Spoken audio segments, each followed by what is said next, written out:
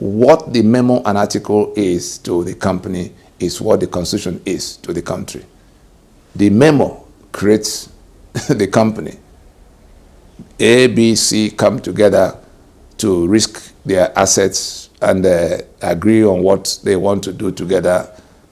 They form the company. That's the memo is the document that bring them together to become XYZ Limited.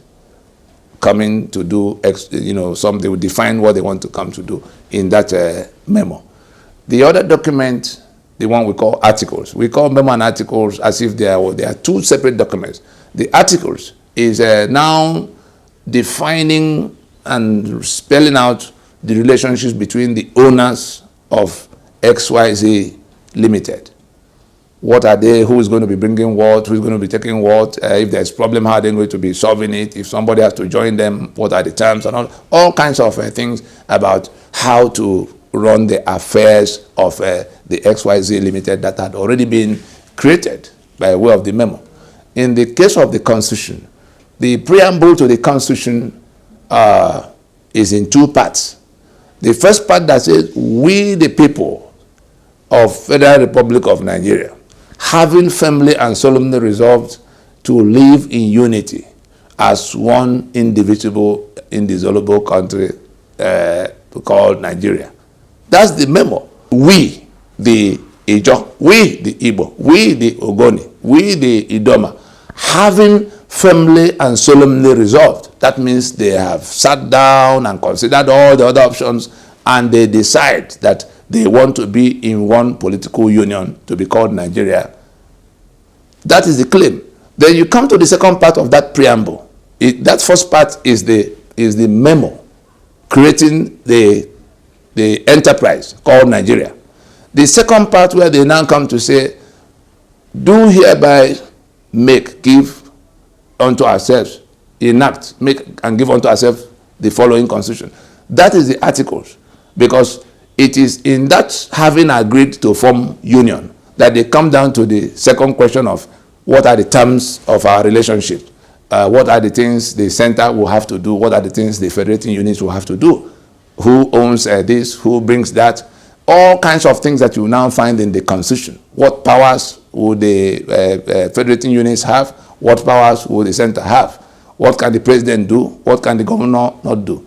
And it is the exclusive business, the exclusive prerogative of those constituents, the ones who are bringing their lands and their people, their sovereignties together to form that Nigeria. They are the ones who have to spell out those terms. They are the ones who are committing their land and their people in the memo. They are the ones who are spelling out those terms in the article. And most of the things that are now troubling everybody, oil and gas access of the Niger Delta is seized simply because that exclusive list, put oil and gas there. We don't have electricity simply because it is now the center only that can generate electricity, unlike what we agreed before. Most of the things on that exclusive list today were things the regions were doing for themselves. Their assets belong to them, but this one we have now have taken over the assets because of that unilateral truncation of that agreement in 1966 by virtue of the military coups that happened. The government in its three arms, executive, legislative, and judiciary, they are all parts of the management team of that enterprise called Nigeria.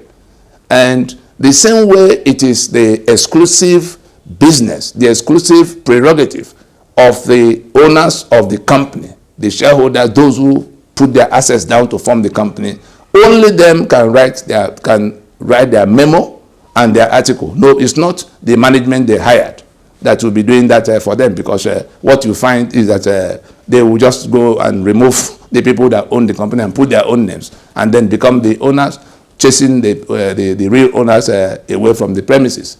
It is the exclusive business of the owners of the enterprise to make their memo an article. It's not the business of the management they hired. What happened in Nigeria since 1966 was that the government of the time, the hired management, toppled the union agreement and began to impose their own, instruments progressively by decree from that point up till this date. That is how Nigeria got into the mess it is in now. Those constitutions were now replaced by one constitution for a federation. So we ceased to be a federation from the point those 5 constitutions got toppled by military fiat, and then progressively by decree they replaced all the assets that belong to the regions, got confiscated by that center. And in that confiscation, they've put them in an exclusive list, all those assets and the powers to work those assets, including electricity generation, including refinery, including policing, including all the arrangements that made us a federation were turned upside down, and that's why Nigeria has gotten to where it is now. The corruption we talk about created by that centralized arrangement. The insecurity we cry about now, created by that centralized arrangement. You cannot do anything about this security situation in which all the arms, because arms, firearms and ammunition are on that exclusive list that only the central and federal government can control. Unless that constitution goes down, the exclusive control of the arms in all of wherever they may be used, whether it's by the army or the police or the air force or the navy or the DSS, every agency, immigration, customs, every agency that will carry arms, prisons, are now in the hands of a federal government. Then that federal government that ceased to be, because by the time the federation was toppled in the 66, the federal government that emerged was an illicit federal government. You can't have a federal government without a federation. If we cease to be a federation, why do you come to pretend you are a federal government that all of us are still the ones deciding what will happen? No. One section of the country hijacked that federal government. The federal government had hijacked the federation. A section of the country hijacked that federal government. That section of the country that hijacked that federal government is the Fulani that is now, executing a conquest design by way of ethnic cleansing against the rest of the indigenous, peoples of Nigeria. All the things they did by decree and brigandage since 1966, they collated by what has now become the 1999 Constitution.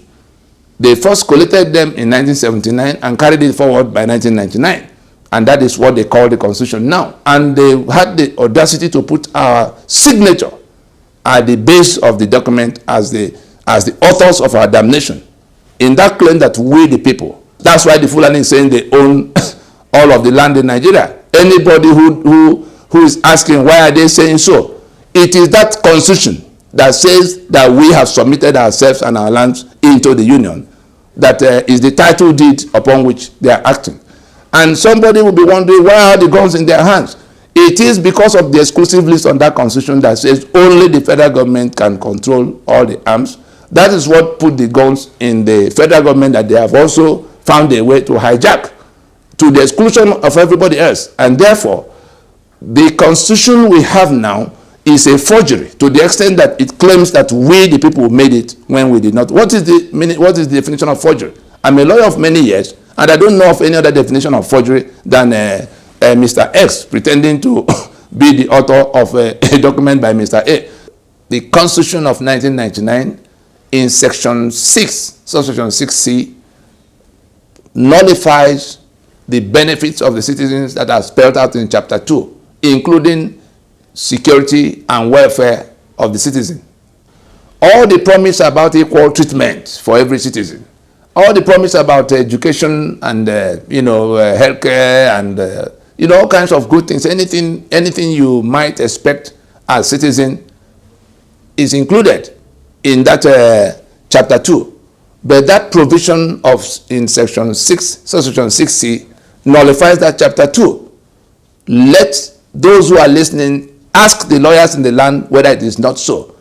The benefits of the citizen under this Constitution of 1999 is nullified by Section 6, subsection 6C. And those in government house those who swear to defend and uphold that constitution from every part of Nigeria, whether they're in the Senate or they're in the House or they're in the Assembly or they're governors or they're the president, all of them know that they are deceiving the citizen. The people who are pretending they're going to fight corruption with this document, they're just criminals. They're just criminals because we have explained it enough to them. The Constitution creates avenues, massive avenues for corruption. The Constitution gives the spare keys to the Treasury, to the heads of the executive branch by the appropriation provisions. In section 81, 82, the president. In section 121, 122, the governors. And then the same Constitution gives them blanket immunity.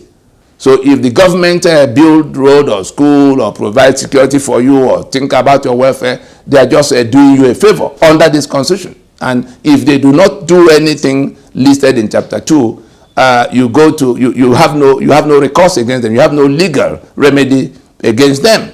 You can't even complain.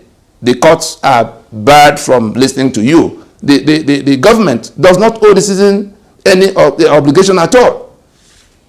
And so if they do not owe you obligation in black and white, it's discretionary to them. So that is one item.